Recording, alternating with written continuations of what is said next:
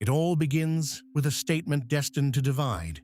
Inclination alone should not preclude access to the priesthood. The Church cannot admit to the seminary or to holy orders anyone who presents deeply rooted tendencies of that kind.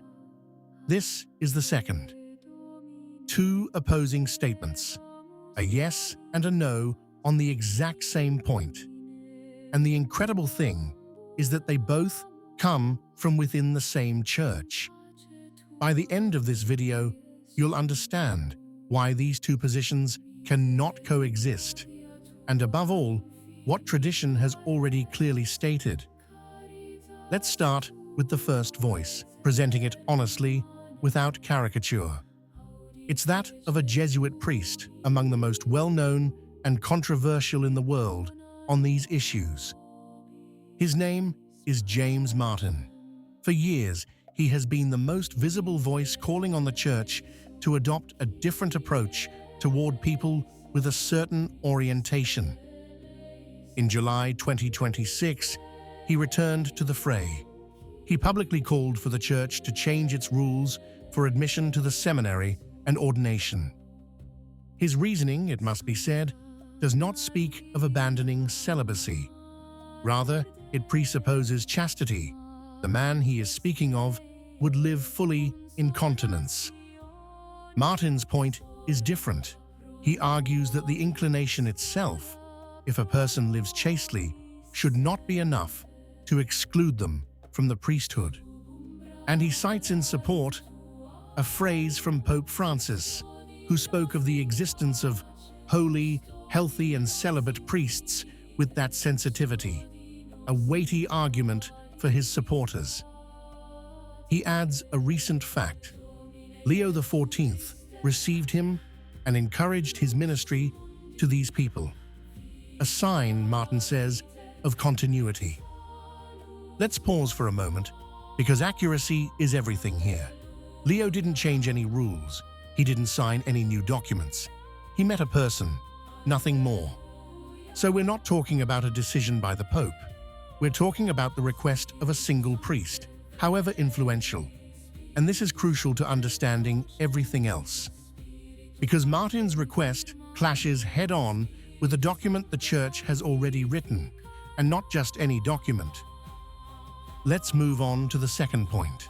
In 2005, the Congregation for Catholic Education published a specific instruction after 5 years of study. It was not an improvised text. It was personally approved by Pope Benedict XVI on August 31st, 2005, and published on November 4th of the same year. That document makes one thing clear. The Church cannot admit to the seminary or to holy orders anyone who practices acts contrary to chastity, who has deeply rooted tendencies of that kind, or who supports the related culture. And here comes the most important part, the one that almost no one explains. Why did the Church say no? Not out of contempt for anyone. The document is explicit on this. The reason lies in the very nature of the priesthood. The priest is called to be a spiritual father, an image of Christ, the spouse of the Church. And this requires full, effective maturity. It requires a peaceful and just relationship with both men and women. This is what the document addresses, not the condemnation of individuals, but the requirements of a very high calling. And he says this for all candidates, without exception. The Church demands the same maturity from every aspiring priest. This isn't discrimination, it's discernment. Because the seminary, the instruction reminds us, is no one's right. It is a process of verification in which the Church has the duty to evaluate whether a vocation is authentic and solid. Here then are the two images, finally brought together. On the one hand, the inclination doesn't matter, chastity is enough. On the other, a deep inclination is itself an impediment. The two positions cannot coexist. It's not a pastoral nuance. It's not a question of tone. It's a yes versus a no on the exact same point. Either the document of 2005, approved by a pope after 5 years of study, is valid, or it isn't. There is no third way that holds them together without contradicting itself. And here comes the second level, the one that's often forgotten, because that document didn't come out of nowhere, nor from a sudden prejudice. It was born from a painful experience. The years of scandal had shown what happens when discernment at seminary entrances is neglected in the name of a false welcome.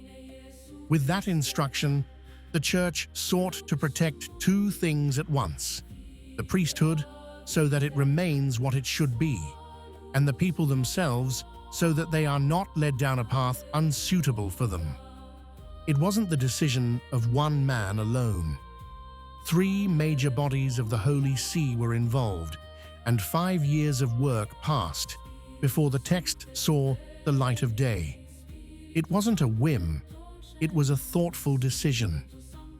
And the Church added a principle that still holds true today. What's at stake isn't sympathy for an individual, but the good of an entire community entrusted to those who receive holy orders. Because admitting someone to a life they're unfit for isn't an act of charity. It puts them at risk, both for themselves and for the flock entrusted to them. And this is the fundamental difference between the two voices. One looks primarily at the individual's desire. The other focuses on the nature of the gift and the good of all. But be careful not to misunderstand. The Church always distinguishes between a person and their inclination.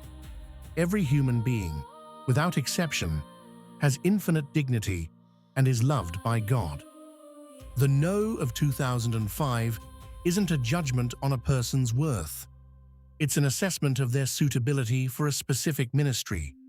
These are two different levels, and confusing them only causes pain. But precisely for the sake of truth, that no cannot be erased with a catchy phrase or a meeting in the Vatican. Doctrine cannot be changed out of weariness. The priesthood is not a career or social recognition. It is a configuration to Christ, who calls man to become a father of souls. And fatherhood has conditions. No one, after all, considers it unfair that certain vocations are asked to meet specific requirements. It's not contempt for those who don't meet them. It's seriousness toward what is being received, a gift that doesn't belong to the recipient. And this applies to every person, regardless of their background. The Church doesn't close a door out of prejudice, but guards a threshold, because what lies beyond that threshold is too great to be treated lightly. True charity here isn't saying yes to every desire.